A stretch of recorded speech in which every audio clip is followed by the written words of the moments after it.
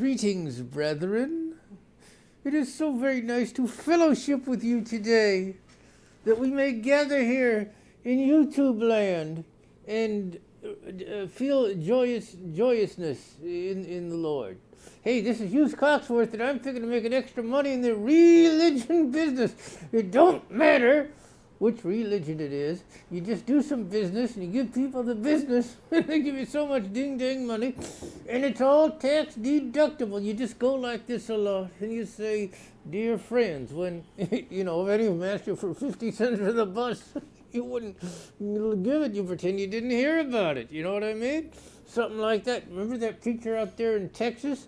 There was a great big, like a tsunami, tornado, or flood or something. There's this great big church. He wouldn't let the folks in there during the disaster. But anyway, I'll get off my soapbox. Well, and I'll tell you a little bit of news going on. It's not necessarily good news or bad news. It's kind of silly news. Hey, you know, a lot of rock groups, you know, they sue different, commercials and advertising agencies for using their image or their name or something. Well, Pink Floyd, the famous rock group, classic rock, Pink Floyd, is suing New York City. They are for making a mockery of them. Because what happened was, somebody in New York City, not in the administration, but some vandal, decided he really didn't like the statue of George Floyd. Not enough to knock it down or do something to it as far as destroy it, but he just didn't like the color. You know? So what he did was he painted the statue of George Floyd in hot pink spray paint. Well, what do you got then? Pink Floyd. So Pink Floyd is suing the city of New York because now people really like it. The hot pink George Floyd statue, it's the latest thing, baby. Get on down the road. And, when I read that story, I laughed so hard, man, I could hardly breathe. This is Hughes Cox with the news making tasteless jokes for all you folks. How you doing? Hey, you know, there's a fella out there in, let's see, where is that? Oh, that's up in Schenectady, New York. And he's been dealing dope. He's got one leg, and what he does, he fills it up with heroin or marijuana or hashish or something like that. His wife makes him a sandwich. He goes out in the morning, and he makes his deliveries. Finally, the cops stopped him, you know, and they took his wooden leg into custody, and he's out on bail. And the moral of the story is, good dope shouldn't have to cost an arm and a leg, just a wooden leg filled with dope. You like that? Took a long time to get to that awful pun, didn't it? How about that? All right. Anyway, little children, you know, people under 18 actually, are not allowed in the California Los Angeles Zoo anymore in the Camel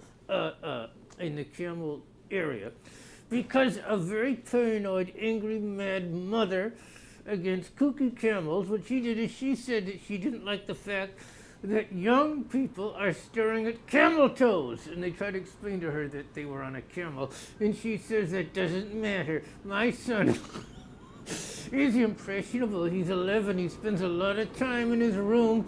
There's a squishing sound, and every one of his Playboy magazines, the pages are stuck together, and she thinks it's because he was looking at those camels at the Los Angeles Zoo. How about that?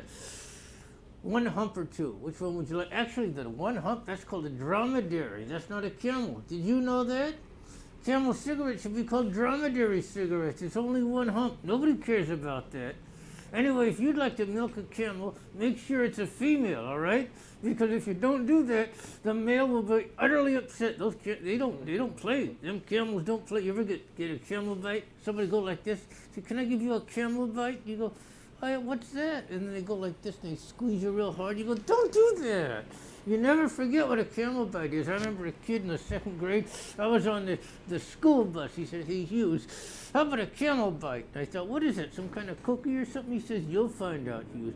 And I said, okay. And so he squeezed me, and it really hurt. Well, I got him the next day. What I did is I said, say, you're one of my favorite kids on the bus. Would you like a donut? It's a special kind of donut. He says, what kind of donut is it? I said, it's a Hertz donut. He says, I never heard of them. So then I punched him and I said, Hertz donut. You don't like that, do you? They're either real good or they're no good. That's right. Lock the bad ones up in a lead box in your mind. Forget about it. Send them to the Gitmo of your memory. All right? The issues with the news. And now here's a few of them from the side table. Ladies and gentlemen, you know a lot of young people, they're trying to start a career in this dangerous, difficult world it is. You know it's virtually impossible for a young person to buy a home unless they have millions and millions of dollars. Well, the federal We Have Fucked Up Again department has decided to help the young people and give them jobs so that they can earn enough money to buy a home one day. But it turns out they're paying them in funny money, and they can't buy nothing. They can't. Isn't that funny? But at least they have a job. Can't buy nothing, but at least you have a job. Lordy, Lordy, would you join my church? Free at last. This is Hughes Coxworth.